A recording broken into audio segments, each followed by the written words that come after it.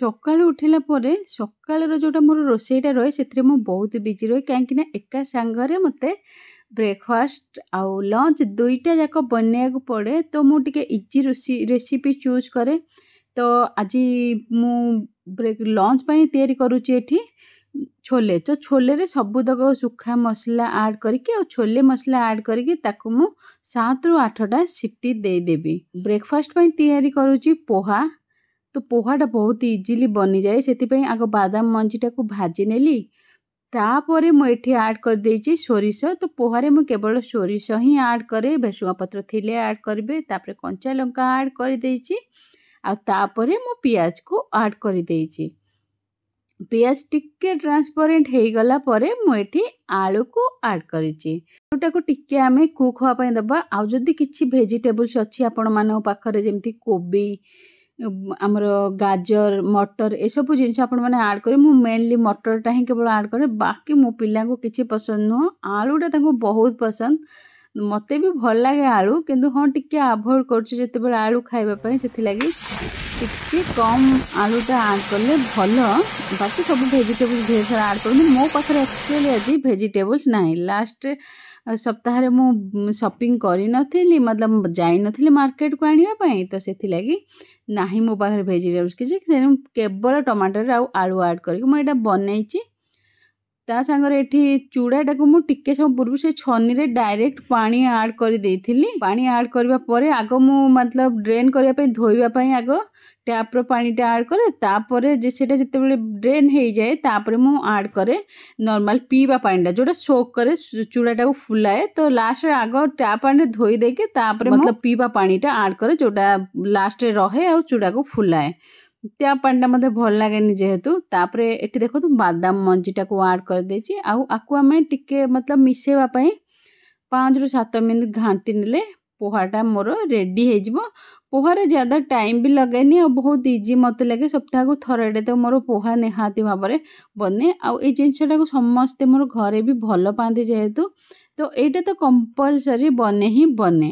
ବର୍ତ୍ତମାନ ଏଇ ପୋହା ବା ଚୁଡ଼ା ଉପମା ଆପଣମାନେ କହିପାରିବେ ଏଇଟା ରେଡ଼ି ହେଇଯାଇଛି। ଆଉ ଆମେ ଏବେ ଯିବା ପିଲାଙ୍କର ଟିଫିନ୍ ପ୍ୟାକ୍ କରିଦେବା। ତ ଆଗ ବ୍ରେକଫାଷ୍ଟଟା ବନେଇଦିଏ, ଯେହେତୁ ପିଲାମାନେ କେବଳ ବ୍ରେକଫାଷ୍ଟଟା ନେଇକି ହିଁ ସ୍କୁଲକୁ ଯାଆନ୍ତି ହାରି। ତ ସେଥିଲାଗି ତାଙ୍କର ଆଗ ଟିଫିନ୍ଟା ପ୍ୟାକ୍ କରିସାରିବା ପରେ ଆମେ ପୁଣି ଲଞ୍ଚର ପ୍ରିପାରେସନ୍ କରିବା। ଲଞ୍ଚଟା ସ୍ୱାମୀ କେବଳ ଅଫିସ୍ ନେଇକି ଯିବେ। ଆଉ ବ୍ରେକଫାଷ୍ଟଟା ପିଲାଙ୍କର ଲଞ୍ଚ ବକ୍ସରେ ବି ପ୍ୟାକ୍ ହେବ, ସାଙ୍ଗରେ ସ୍ୱାମୀ ବି ଖାଇବେ। ଆଉ ମୋ ଉପରେ ଡିପେଣ୍ଡ କରେ, ମୁଁ ଯେଉଁଟା ମାନେ ମୋର ଟାଇପ୍ର କାଟାଗୋରୀ ଯଦି ମୋତେ ଭଲ ଲାଗେ ମୁଁ ଖାଏ, ବେଳେବେଳେ ଖାଇବି ନାହିଁ। ତ ପିଲାଙ୍କୁ ଏବେ ବିଦା କରିଦେବା, ଆଉ ତାପରେ ଆମେ ଲଞ୍ଚର ପ୍ରିପାରେସନ୍ କରିବା।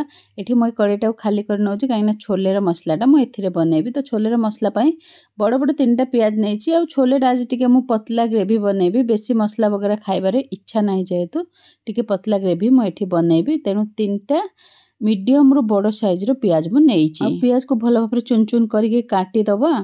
ତାପରେ ଆମେ ତେଲ ଆଡ଼୍ କରିଦେଇଛି, ମୁଁ ସୋରିଷ ତେଲ ପାଖାପାଖି 3ରୁ 4 ଟେବୁଲ୍ ସ୍ପୁନ୍ ଆଡ଼୍ କରିଦେଇଛି। ଆଉ ସେଥିରେ ମୁଁ ପିଆଜକୁ ଆଡ଼୍ କରି ନେଇଛି। ତାପରେ ଏଠି ଅଦା, ରସୁଣ ଆଉ ଟମାଟର ପେଷ୍ଟକୁ ଆଡ଼୍ କରିଛି। ଆଉ ଟମାଟୋ ଟିକେ ରେସିପିରେ ଅଧିକା ଲାଗେ, ତା ସାଙ୍ଗରେ କଞ୍ଚା ଲଙ୍କା ବି ଆଡ଼୍ କରିଛି। ଆପଣମାନେ ଯଦି ଶୁଖିଲା ଲଙ୍କା ଖାଉଛନ୍ତି ଶୁଖିଲା ଲଙ୍କା ବି ଆଡ଼୍ କରନ୍ତୁ। ଆଉ ଏଠି ଦେଖନ୍ତୁ ମୁଁ ଆଡ଼୍ କରୁଛି ହଳଦୀ, ହିଙ୍ଗ, କାଶ୍ମୀରୀ ଲାଲ ମିର୍ଚ ପାଉଡ଼ର।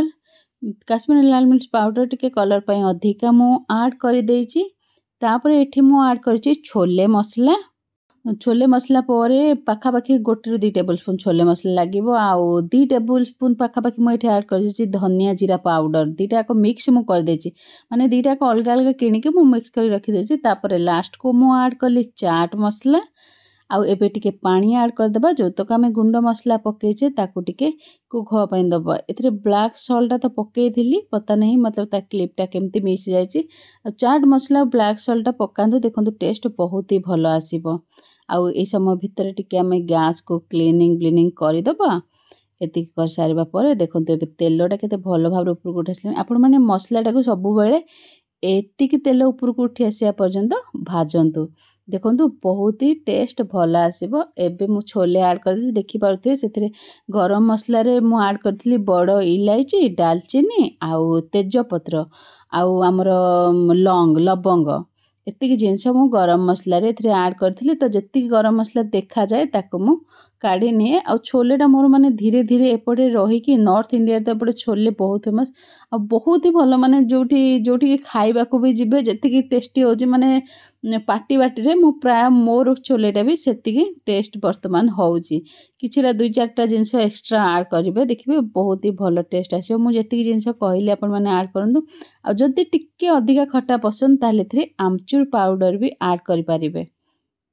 ଆଉ ଦେଖନ୍ତୁ ଭାବିଲି ଏବେ ଟିକେ କୁକରରେ ମାନେ ମସଲାଟା ଭଲ ଭାବରେ ଟିକେ ଫୁଟିବା ପାଇଁ ୟା ତ କଡ଼େଇରେ ତାକୁ ଆଧା ଘଣ୍ଟା ପର୍ଯ୍ୟନ୍ତ କୁକ୍ କରି ନିଅନ୍ତୁ। ମୋତେ ଲାଗିଲା ଟିକେ କୁକରରେ 2ଟା ଖଣ୍ଡେ ସିଟି ଦେଇଦେଲେ ଜଲ୍ଦି ହେଇଯିବ, କାହିଁକିନା ସକାଳେ ଟିକେ ଟାଇମ୍ ମୋ ପାଖରେ କମ୍ ରହେ। ଆଉ ଦେଖିପାରୁଥିବେ କୁକରରେ ଯାହା ବି ସିଟି ଦେଲେ ଏମିତି ତେଲଟା ତ ଉପରକୁ ଉଠି ହିଁ ଆସେ।